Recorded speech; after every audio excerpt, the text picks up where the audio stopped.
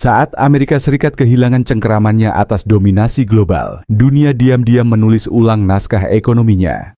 Dari penutupan pabrik GM dan pemutusan hubungan kerja oleh Ford, hingga penarikan obligasi Jepang dan kebangkitan industri Tesla, tandanya jelas.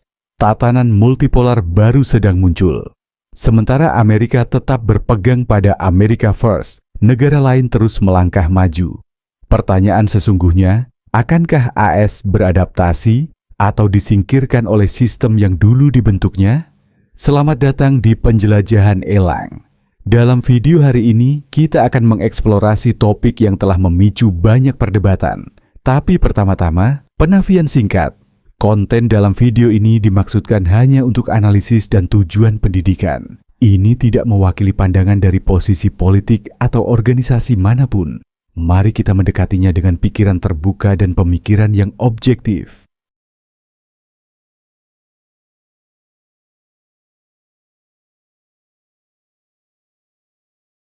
GM PHK 14.000 pekerja dan menutup 5 pabrik. Saat General Motors, sebuah simbol bersejarah dari industri otomotif Amerika, tiba-tiba mengumumkan rencana untuk memangkas 14.000 pekerjaan dan menutup 5 pabrik di seluruh Amerika Serikat, itu bukan sekadar langkah bisnis, itu adalah deklarasi atas realitas ekonomi modern. Selama beberapa dekade, GM telah terkait erat dengan citra pekerja Amerika dan garis perakitan sibuk di Detroit. Keputusan ini terasa seperti pukulan langsung ke jantung impian industri Amerika. Namun, menganggap ini sebagai sekadar pengkhianatan adalah melewatkan inti persoalan. GM tidak sekadar mundur, mereka sedang bertransformasi. Di dunia di mana kemajuan teknologi yang cepat dan persaingan global yang sengit mengguncang model ekonomi tradisional, korporasi harus beradaptasi atau mati. Mempertahankan pabrik-pabrik mahal di AS, sementara permintaan global bergeser drastis ke kendaraan listrik dan solusi mobilitas pintar, membuat keputusan GM bukan lagi soal pilihan, melainkan soal bertahan hidup. Kisah sebenarnya di sini adalah benturan dua pola pikir. Satu berakar pada proteksionisme ekonomi dan nostalgia industri, dan yang lain didasarkan pada globalisasi dan inovasi berkelanjutan. Dalam pertarungan antara tradisi dan realitas, GM memilih jalan yang kurang sentimental, namun lebih realistis. Ini bukan sinyal runtuhnya kepercayaan terhadap industri Amerika. Sebaliknya, ini menandai awal dari era baru, di mana kemampuan beradaptasi, bukan kesetiaan geografis, menjadi standar untuk bertahan hidup. Jadi, ada yang merasa seperti mobil Hot Wheels masa kecilnya baru saja di PHK juga? Beritahu pendapat kalian, apakah kita sedang menyaksikan evolusi atau hanya plot twist korporasi? Trump merespons dengan ancaman tarif 200%. Hanya beberapa jam setelah pengumuman mengejutkan GM tentang PHK, 14.000 pekerja dan pergeseran produksi sebagian ke Meksiko, Presiden Donald Trump mengeluarkan respons yang sangat keras. Ancaman untuk mengenakan tarif hingga 200% pada produk GM yang dibuat di luar Amerika Serikat. Ini bukan sekadar pernyataan, ini adalah reaksi yang sangat politis terhadap keputusan yang pada dasarnya bersifat ekonomi. Bagi Trump, doktrin America First bukanlah strategi fleksibel untuk menghadapi dunia yang berubah, melainkan ideologi kaku tentang proteksionisme absolut yang melabeli setiap offshoring atau penyesuaian rantai pasok sebagai tidak patriotik dan layak dihukum. Namun kenyataannya jauh lebih kompleks. Dalam ekonomi global saat ini, rantai pasok tidak lagi mengikuti batas nasional. Mereka mengikuti logika efisiensi biaya, akses teknologi, dan kemampuan adaptasi. Tarif 200% tidak membuat perusahaan kembali, justru mendorong mereka lebih jauh pergi. Tidak ada bisnis yang bisa membangun strategi berkelanjutan di atas ketidakstabilan emosional pemerintahan. Ancaman ini tidak menjawab alasan nyata mengapa perusahaan hengkang. Biaya tenaga kerja tinggi, infrastruktur industri yang usang, kerangka kebijakan yang tidak stabil, dan ekosistem inovasi yang menurun dibandingkan Asia. Yang lebih parah lagi adalah sinyal yang dikirimkan ke pasar. Saat kebijakan ekonomi dibentuk bukan oleh analisis dampak atau data, melainkan oleh kemarahan politik, yang terkikis bukan hanya margin keuntungan perusahaan, tetapi kepercayaan investor terhadap stabilitas dan transparansi Amerika sebagai lingkungan bisnis. Di panggung global, tarif tinggi bukan sekadar alat ekonomi. Itu adalah pesan negatif bagi mitra internasional. Washington kini tidak lagi dapat diprediksi dan perusahaan harus mulai merancang sistem produksi tahan Amerika untuk melindungi diri dari perubahan kebijakan yang emosional. Sementara itu, negara pesaing dari Tiongkok hingga Korea Selatan dan Jerman tidak menggunakan tarif sebagai hukuman. Mereka berinvestasi dalam pendidikan teknis, otomasi, dan energi bersih untuk mempertahankan perusahaan melalui insentif, bukan paksaan. Inilah perbedaan antara kebijakan konstruktif dan kebijakan hukuman, dan garis pemisah antara ekonomi yang membangun masa depan dan yang bergantung pada masa lalu dengan kekuatan birokrasi. Tarif iki-usda. Ada yang merasa seperti memesan makanan dan dikenai biaya pengiriman 5 kali lipat. Tinggalkan komentar, bagaimana kalian akan merancang sistem tahan Amerika jika kalian CEO? Reaksi pasar terhadap ancaman tarif Trump. Segera setelah pengumuman keras Presiden Trump tentang kemungkinan tarif 200% untuk GM dan perusahaan lain yang meninggalkan Amerika, pasar keuangan ASEAN merespons dengan ketakutan dan kecepatan seperti tsunami finansial. Saham GM anjlok, menyeret turun saham di sektor industri, manufaktur, dan teknologi. Dow Jones dan Nasdaq terus berfluktuasi, lebih mencerminkan kepercayaan yang terguncang daripada metrik ekonomi tertentu.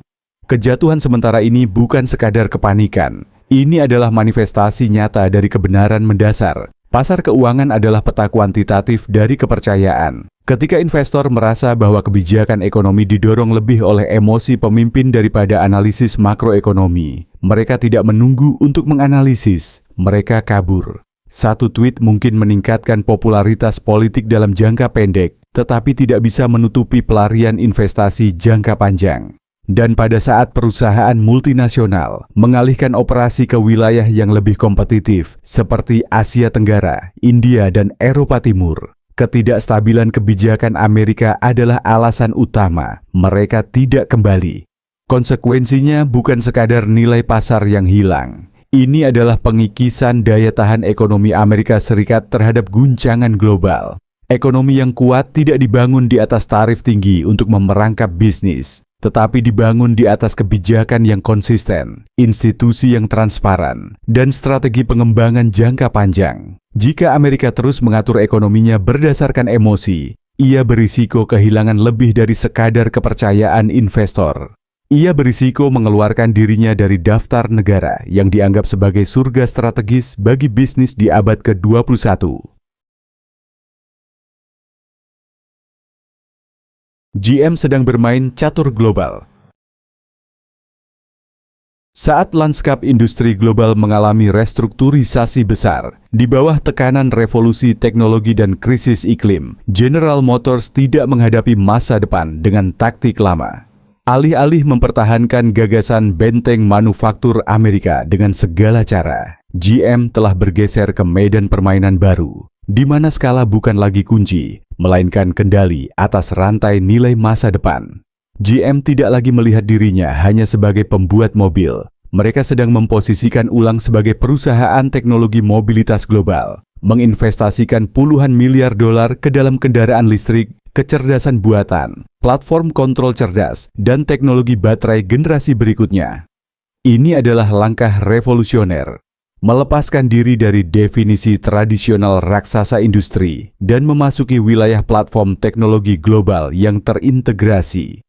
Alih-alih mempertahankan jalur perakitan AES yang usang dan mahal yang tak lagi memenuhi tuntutan teknologi, GM membangun ekosistem produksi yang fleksibel, mampu melakukan koordinasi multinasional, dan dioptimalkan untuk kekuatan regional.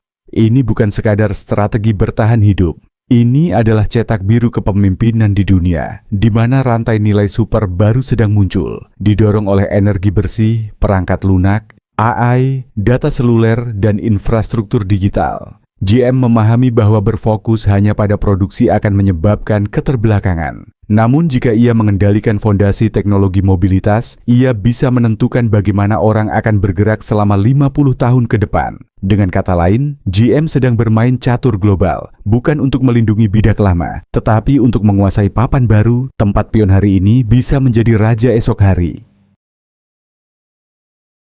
GM memilih globalisasi daripada America First.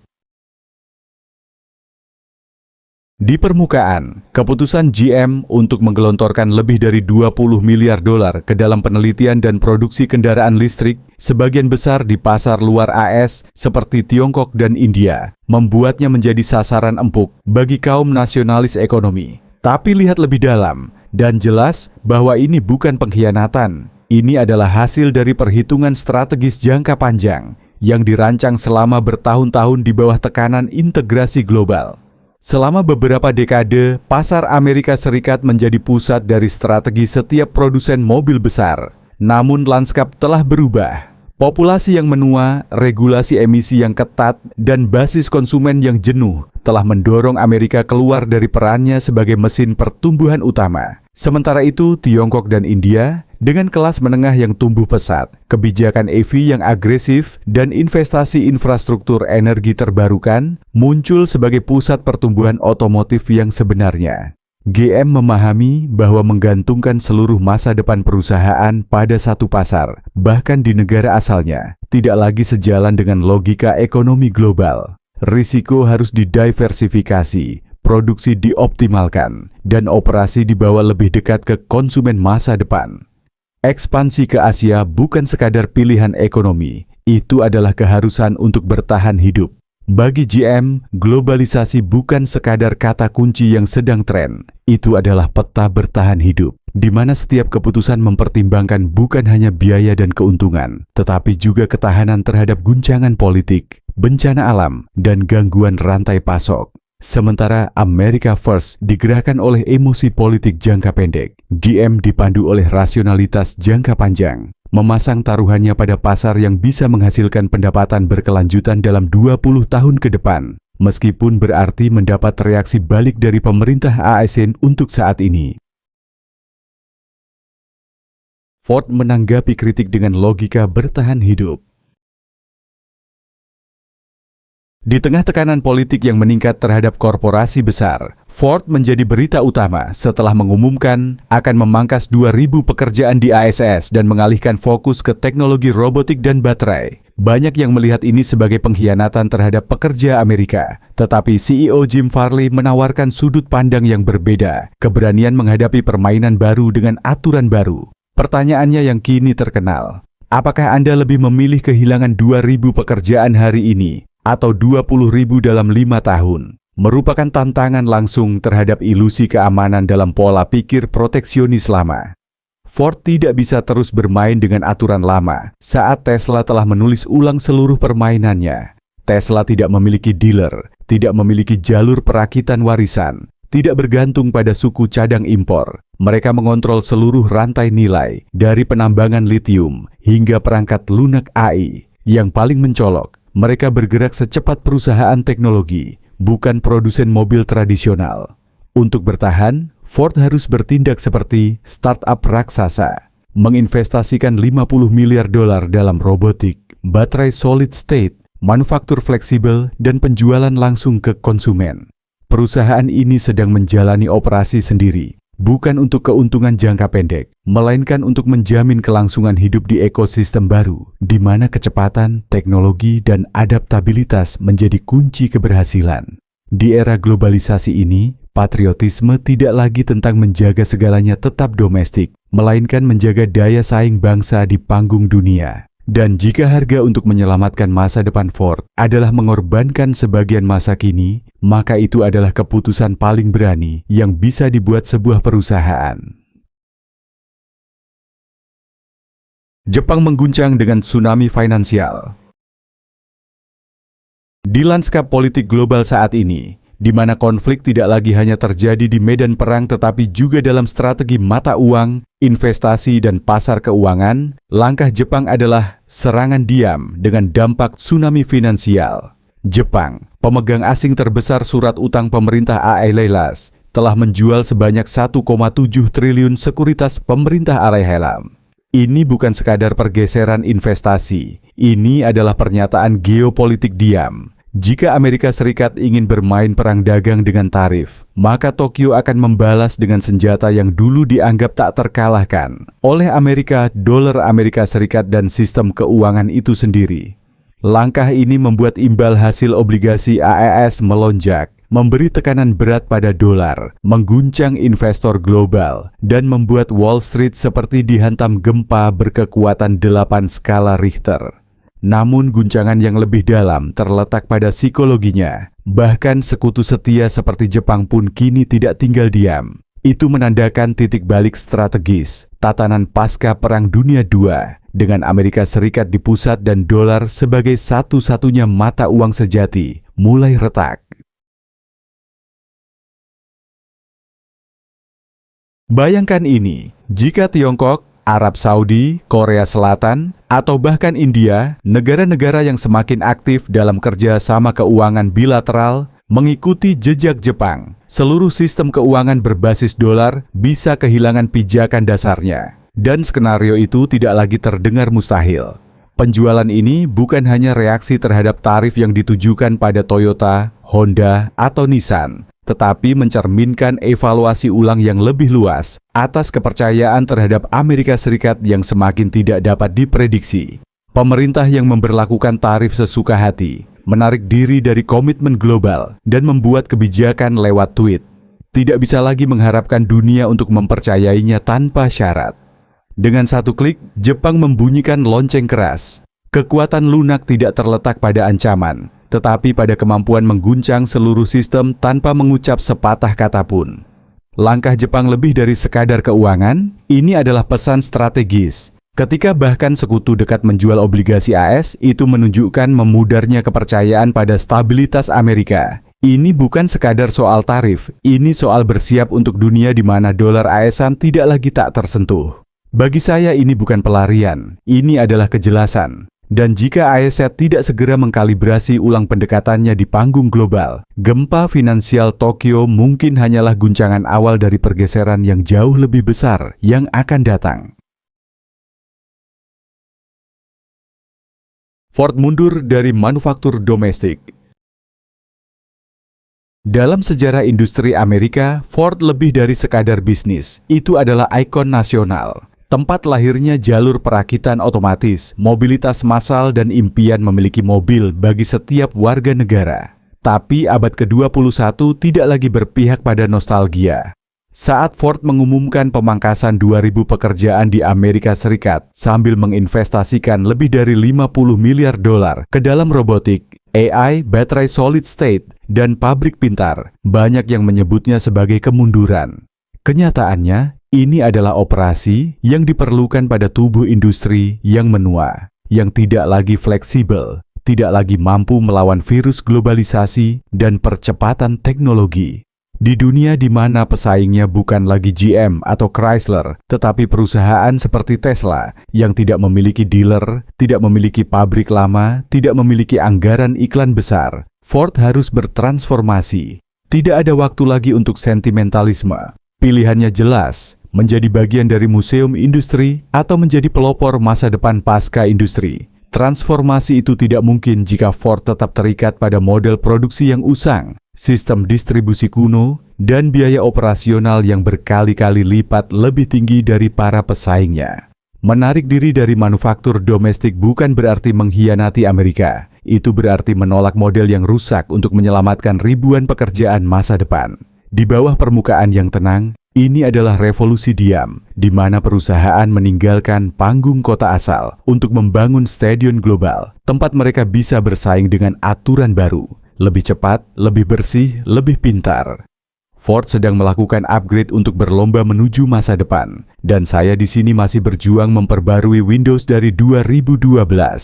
Menurutmu bagaimana? Mereka sedang mendahului zaman atau meninggalkan Amerika di belakang? Tulis pendapatmu di kolom komentar.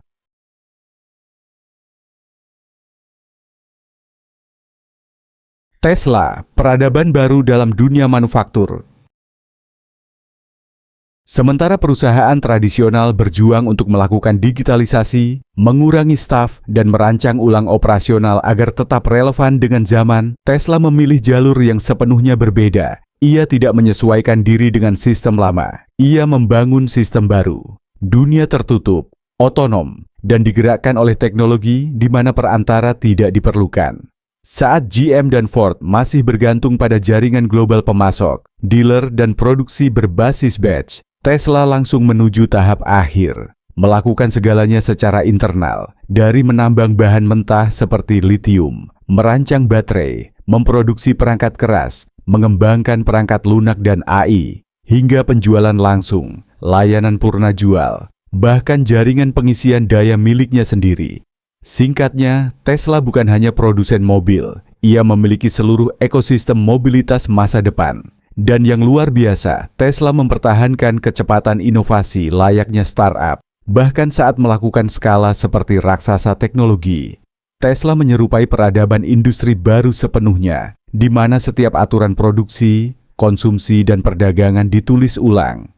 Mobilnya tidak dibeli di showroom, mereka dipesan secara daring, tanpa iklan televisi, namun mendominasi percakapan global. Tanpa perawatan pihak ketiga, pembaruan perangkat lunak memperbaiki masalah dari jarak jauh. Dan jika melihat lebih jauh ke depan, Tesla tidak hanya menantang industri otomotif, ia sedang membangun fondasi untuk redefinisi industri, konsumsi, energi, dan AI dunia di mana SPBU, dokumen kendaraan, dan toko fisik menjadi usang, di mana satu sentuhan jari mengaktifkan pengalaman transportasi cerdas, personal, dan tanpa emisi. Dalam dunia itu, perusahaan tradisional bukan pesaing Tesla. Mereka adalah peninggalan zaman dulu. Perang dagang sering dibingkai dalam angka besar, miliar dolar, ribuan pekerjaan, namun biaya nyata pertama kali dirasakan oleh orang biasa.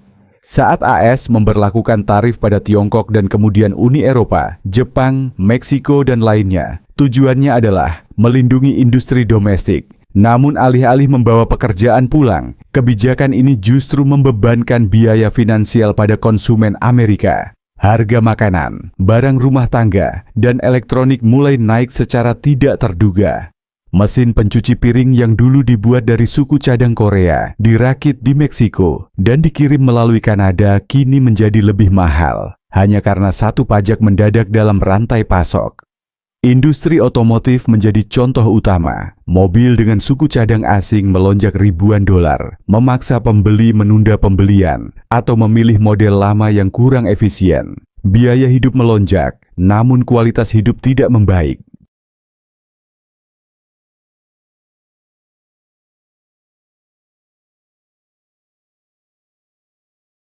Inflasi kembali, bukan karena pertumbuhan, tetapi karena tekanan berbasis biaya. Bahan bakar, logistik, dan bahan mentah semuanya naik. Usaha kecil tidak mampu menyerap guncangan. Banyak yang harus menaikkan harga, merumahkan pekerja, atau tutup.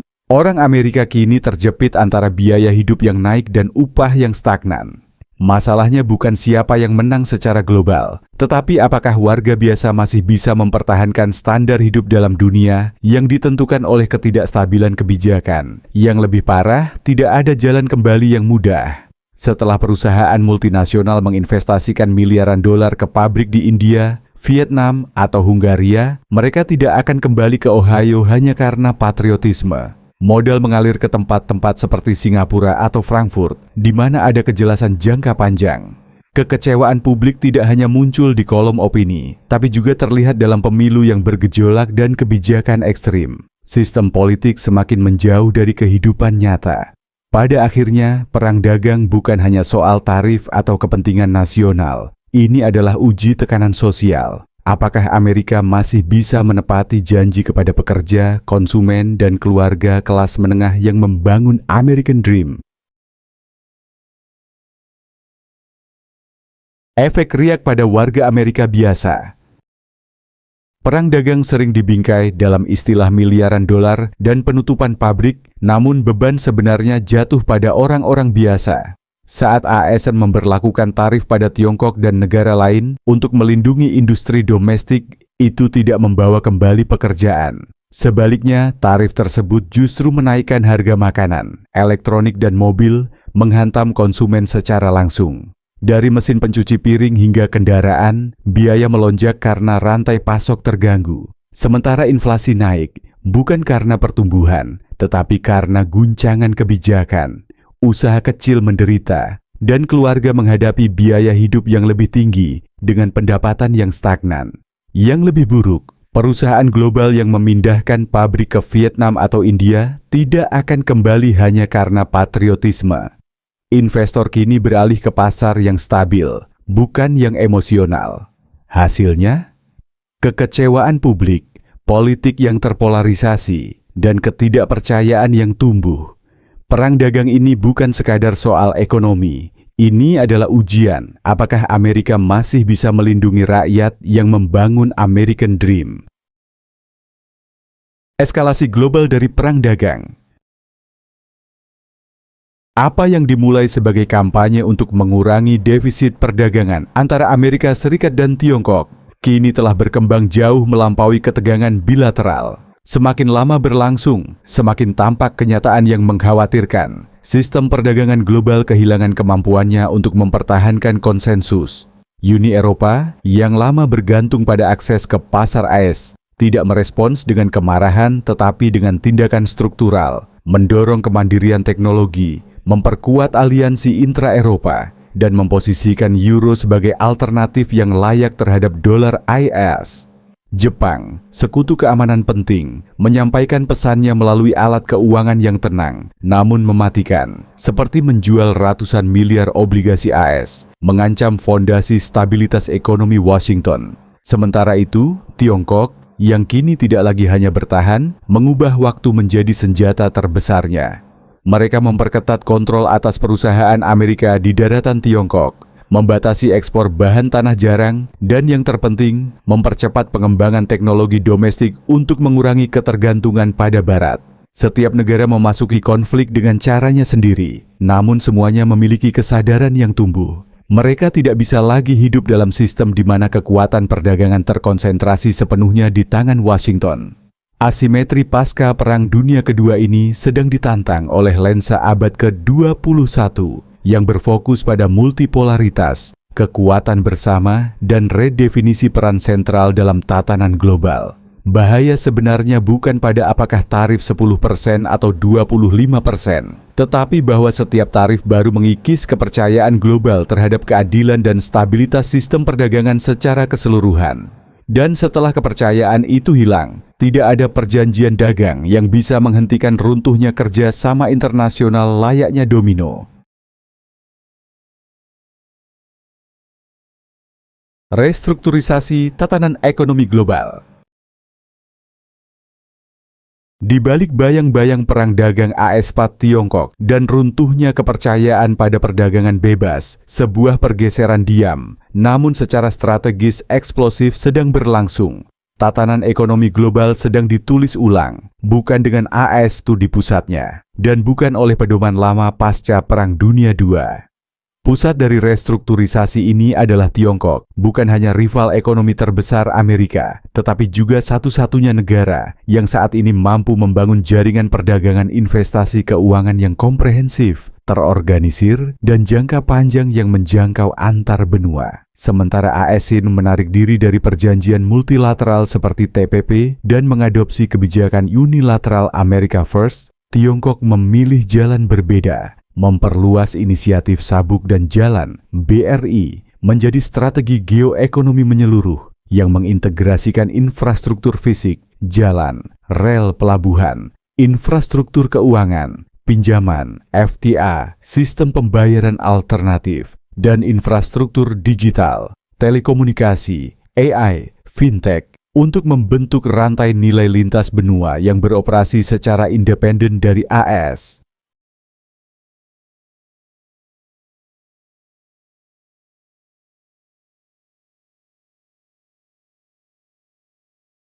Dari jalur kereta yang menghubungkan Yunan ke Laos, hingga pelabuhan Gwadar di Pakistan, hingga pipa minyak Asia Tengah dan investasi miliaran dolar di infrastruktur Afrika Timur, Tiongkok sedang menggambar ulang peta perdagangan global dengan menghubungkan pasar berkembang yang dulunya diabaikan AS sebagai non-strategis. Revolusi ini melampaui barang dan mencakup keuangan serta mata uang. Saat SWIFT dan dolar mendominasi keuangan global, jalur alternatif bermunculan. Rusia dan Tiongkok telah membangun sistem pembayaran bilateral dengan mata uang masing-masing, ruble yuan, dan secara bertahap mendedolarisasi cadangan mereka. India mendorong perdagangan berbasis rupiah dengan mitra di Afrika dan Asia Tengah.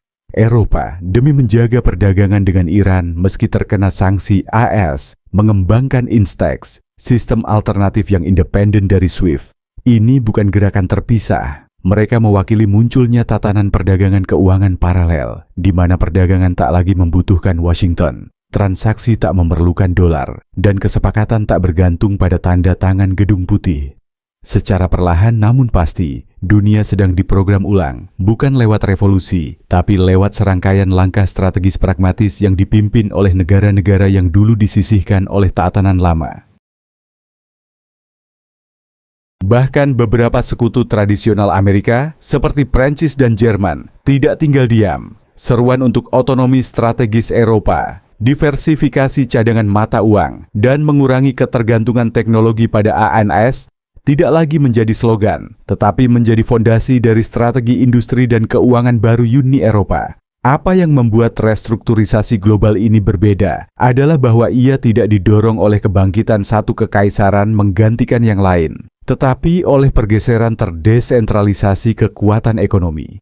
AS tidak dikeluarkan, namun kini hanya menjadi salah satu dari beberapa poros, bukan lagi sumbu tunggal perdagangan, keuangan, atau investasi global. Dunia pasca Amerika bukan berarti Amerika kehilangan kekuatan, melainkan bahwa dunia tidak lagi berputar mengelilinginya, dan dalam dunia itu, dolar isolated bukan lagi mata uang tak tergantikan, tetapi hanya satu pilihan di antara banyak. Itulah realitas baru, tenang, tanpa pengumuman, namun sedang membentuk masa depan, satu kesepakatan dagang, satu pinjaman infrastruktur, satu transfer lintas negara dalam satu waktu. Amerika Serikat kehilangan peran sentralnya. Sepanjang abad ke-20, tak ada negara yang membentuk dunia modern lebih dalam daripada Amerika Serikat. Setelah Perang Dunia Kedua, saat kekuatan Eropa berada dalam krisis dan Uni Soviet bangkit dengan kekuatan komunisnya, ASN melangkah melampaui batasnya untuk menjadi arsitek tatanan global. Ia tak hanya menawarkan bantuan, ia merancang ulang dunia. Sistem Bretton Woods meletakkan dasar keuangan internasional. Dolar AS menjadi mata uang cadangan global. Bank Dunia dan IMF membantu mengelola krisis keuangan. Dan GATT, yang kemudian menjadi WTO, menciptakan kerangka perdagangan bebas global dengan AS sebagai pondasinya. Amerika pasca perang tidak hanya kuat, ia tak tergantikan.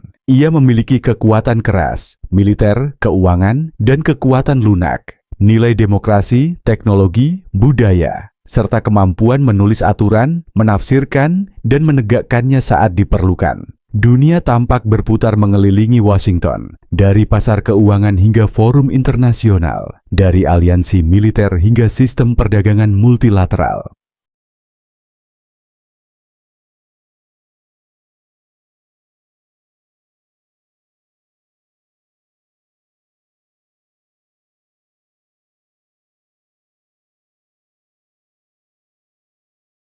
Namun seiring berjalannya abad ke-21, terutama setelah krisis keuangan global 2008 dan era pasca globalisasi, pusat yang tak tergantikan itu memudar hari demi hari.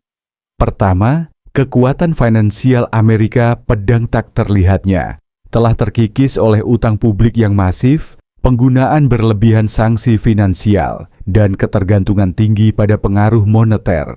Dolar masih mendominasi, namun kepercayaan global terhadap netralitasnya mulai pudar. Sebagian karena AAS semakin menggunakan dolar sebagai senjata untuk memberlakukan sanksi. Ini mendorong banyak negara mendedolarisasi cadangan mereka dan mengembangkan sistem pembayaran alternatif.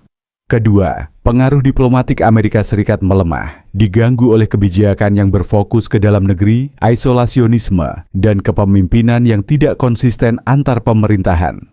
Saat AS menarik diri dari perjanjian global seperti TPP, Perjanjian Iklim Paris, UNESCO, dan Dewan HAM PBB, ia mengirim pesan.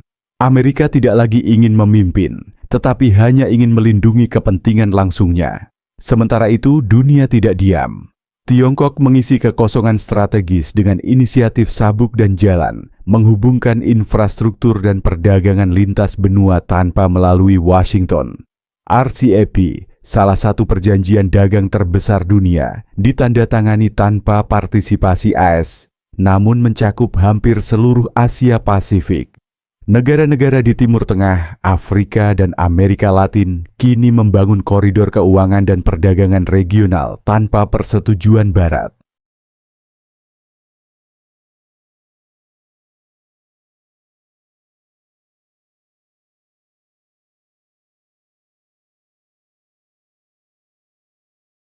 Yang mencolok, kebangkitan Forum Ekonomi Global South seperti BRICS, SCO, dan AIIB, Asian Infrastructure Investment Bank, menandai pergeseran dari tatanan sentripetal ke ekosistem yang tersebar, di mana negara-negara memengaruhi dunia berdasarkan kekuatan regional dan strategi yang disesuaikan. Amerika, dulu sutradara utama, kini perlahan beralih menjadi pemain besar tanpa hak istimewa eksklusif, dan konsekuensinya melampaui simbolisme atau status. Mereka memengaruhi kemampuan adu ASN untuk membentuk aturan internasional. Saat ASN tidak lagi menjadi pusat manufaktur teknologi, konsumsi global, atau perencanaan kebijakan perdagangan, kemampuannya dalam menentukan standar teknis, regulasi keuangan, tarif, bahkan undang-undang AI dan data menjadi terbatas. Kehilangan sentralitas bukan berarti kehilangan seluruh kekuasaan, tapi itu mengubah sifat pengaruh. Dari penentu aturan melalui institusi menjadi kompetisi, melalui daya tarik strategis dan kekuatan pasar. Dalam permainan ini, negara-negara dengan visi jangka panjang, kebijakan stabil, dan integrasi regional, seperti Tiongkok, India, dan Uni Eropa, perlahan mengambil kendali kepemimpinan global informal. Jika Amerika Serikat ingin merebut kembali peran kepemimpinannya, ia membutuhkan lebih dari sekadar paksaan atau proteksionisme. Ia harus membentuk ulang kehadiran globalnya dengan visi, kepercayaan, dan kemampuan untuk melibatkan kembali sekutu, bukan dengan tarif, sanksi, atau slogan. Karena dalam dunia multipolar, pemain terkuat bukanlah yang memiliki segalanya, melainkan yang mampu memediasi, membangun konsensus, dan menulis aturan yang diikuti dengan sukarela oleh negara lain. Ekonomi Politik Asba telah menjadi acara reality show. Jika politik dulunya dianggap sebagai otak suatu bangsa dan ekonomi sebagai mesinnya, maka Amerika saat ini sedang menyaksikan perpaduan aneh. Campuran kacau antara kebijakan, media, dan psikologi pasar, di mana satu cuitan dari seorang pemimpin bisa menghapus ratusan miliar dolar dari pasar saham hanya dalam hitungan jam. Seolah-olah publik tidak lagi hidup dalam demokrasi, tetapi dalam acara reality show nasional. Ini bukan lagi metafora. Ini adalah realitas baru, di mana kebijakan ekonomi kini menjadi alat komunikasi, di mana negosiasi dagang berlangsung di saluran berita kabel, dan di mana perusahaan tidak lagi membuat keputusan berdasarkan data, tetapi jadwal tayangan politik. Dengan Trump, memerankan kebijakan menjadi bentuk seni. Ia tidak mengeluarkan kebijakan melalui dokumen resmi, melainkan menyiarkannya langsung di Twitter, sementara konsumen, investor, dan CEO menontonnya seperti pemirsa serial yang menegangkan. Di balik semua itu tersembunyi kecemasan konstan. Tarif hari ini, sanksi besok, lalu mungkin cuitan selamat karena dianggap patriotik. Hasilnya adalah psikologi pasar yang tidak lagi terkait dengan siklus ekonomi, melainkan dengan gejolak suasana politik.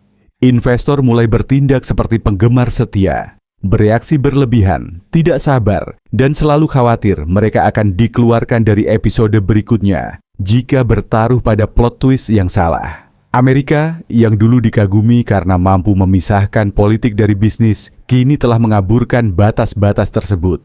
Kekuasaan eksekutif, media, dan pasar keuangan semuanya saling terjerat. Dan dampaknya bukan hanya kekacauan sementara, melainkan ekonomi yang dijalankan seperti acara TV, dramatis, tetapi tidak berkelanjutan.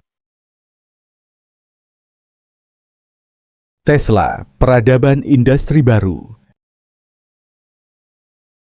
Tesla bukan hanya mewakili inovasi teknologi, ia adalah lompatan peradaban dalam manufaktur modern. Jika Henry Ford memelopori industrialisasi mobilitas pribadi, maka Elon Musk adalah arsitek era pasca industri, di mana batas antara manufaktur, teknologi, dan energi tidak lagi ada. Tesla tidak mengikuti jalur yang harus dilalui produsen mobil tradisional. Mereka menghapus jalan lama dan menggambar ulang peta. Tanpa dealer, tanpa iklan konvensional, tanpa ketergantungan pada rantai pasok yang didominasi produsen suku cadang. Mereka menambang material sendiri, membangun pabrik baterai sendiri, mengembangkan perangkat lunak autopilot eksklusif, dan merancang pengalaman pengguna yang unik. Semua dalam ekosistem tertutup yang berfungsi seperti kota otonom. Keberhasilan Tesla bukan hanya soal produk, itu berakar pada filosofi kepemilikan penuh atas rantai nilai. Mereka tidak sekadar menjual mobil, mereka menjual kebebasan dari bahan bakar fosil, dari proses perawatan yang usang, dari kemacetan, dan dari stagnasi teknologi. Mereka menjual masa depan, dan itulah yang membuat mereka tak tergantikan. Tesla mewujudkan peradaban manufaktur baru, di mana setiap pabrik bukan hanya tempat perakitan, tetapi laboratorium masa depan, di mana setiap lengan robotik dioptimalkan oleh AI, setiap paket baterai merupakan bagian dari jaringan energi global, dan setiap baris kode dalam kendaraan tidak hanya mengoperasikan mobil, tetapi mempelajari kebiasaan pengguna untuk memersonalisasi perjalanan hidup. Sementara perusahaan tradisional masih berusaha memperbarui model abad ke-20 mereka, Tesla telah beralih dan beroperasi menurut aturan abad ke-22. Ini bukan lagi kompetisi, mereka menguasai arena permainan tempat mereka menulis aturannya. Tesla sudah hidup di tahun 2124, sementara saya masih menunggu bus tahun 1998 saya. Menurutmu bagaimana? Apakah Tesla perusahaan mobil atau kerajaan teknologi terselubung? Beri suara atau untuk pilih pihakmu. Amerika tak lagi menulis naskah dunia. Selama hampir 1 abad, Amerika Serikat adalah penulis naskah untuk dunia. Ia membentuk tatanan keuangan pasca Perang Dunia II. Memimpin revolusi industri ketiga, dan menjadi sponsor hampir semua lembaga global, dari Perserikatan Bangsa-Bangsa hingga IMF. Tetapi hari ini, saat aturan permainan bergeser, peran sutradara itu sedang ditantang oleh gelombang penulis naskah baru yang muncul dari timur. Tiongkok tidak secara terbuka menyatakan konfrontasi, namun sedang menulis siaran globalnya sendiri. Inisiatif Sabuk dan Jalan, yang lebih dari sekadar infrastruktur. Ini adalah sistem untuk mendistribusikan pengaruh politik dan ekonomi lintas benua. Sementara itu, India, yang dulunya dipandang sebagai bengkel pendukung, kini membangun ekosistem teknologinya sendiri. ASEAN sedang mengembangkan perjanjian regional tanpa jejak keterlibatan Amerika. Perubahan ini tidak didorong oleh perang, tetapi oleh strategi. Bukan oleh senjata, tetapi melalui perdagangan, investasi, teknologi, dan otonomi keuangan. Sistem pembayaran dalam yuan, cadangan emas yang melewati dolar, dan perjanjian yang berfungsi tanpa SWIFT, semuanya perlahan membentuk semesta keuangan yang independen dari Washington. Masalahnya bukan bahwa Amerika lemah, tetapi bahwa dunia tidak lagi secara otomatis melihat Amerika sebagai poros tempat segalanya berputar.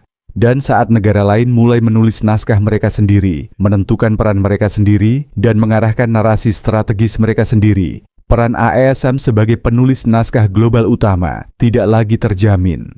Jika abad ke-20 adalah abad Amerika, maka abad ke-21 mungkin adalah era multipolaritas dan pengaruh yang terdiversifikasi, di mana ASS masih memiliki suara, tetapi bukan satu-satunya yang memegang mikrofon. Dunia sedang mengalami pergeseran kekuasaan, dan Amerika Serikat tidak lagi menjadi satu-satunya penulis naskah. Dari General Motors dan Ford hingga Tesla bahkan Jepang, Setiap langkah menunjukkan bahwa peran Sentral Amerika sedang ditantang. Saya percaya inilah saatnya bagi ASS untuk beradaptasi dengan kerendahan hati strategis. Bukan hanya untuk mempertahankan posisinya, tetapi untuk belajar bagaimana ikut menciptakan, bukan mendominasi. Jika tidak, panggung global akan terus berjalan tanpa sutradara lamanya. Menurutmu bagaimana? Haruskah Amerika tetap memimpin atau mulai belajar berbagi pengaruh global? Bagikan pendapatmu. Terima kasih telah menonton video ini hingga akhir. Jika kamu merasa konten ini bermanfaat, jangan lupa untuk like, share, dan subscribe agar kami bisa terus menyajikan analisis yang seimbang dan mendalam. Silakan tinggalkan komentar di bawah. Kami selalu menyambut sudut pandang yang membangun dalam semangat saling menghargai. Sampai jumpa di video berikutnya.